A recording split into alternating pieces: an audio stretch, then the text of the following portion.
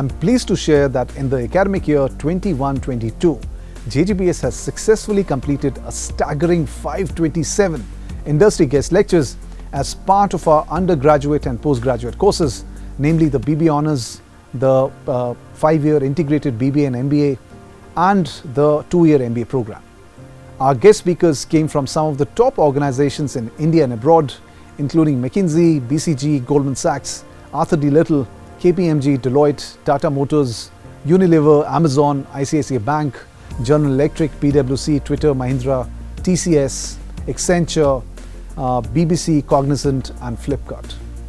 These top corporate professionals covered a range of themes while delivering these industry guest lectures, including machine learning, big data, strategy consulting, data science, digital transformation, happiness in the workplace, branding, startups, future of work, business communication, spreadsheet modeling, and corporate social responsibility.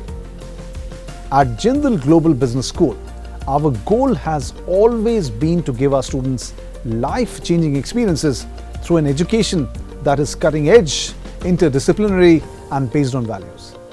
These guest lectures by top corporate figures are one of the ways we help our students become future-ready professionals by providing them with relevant, timely, and topical industry insights.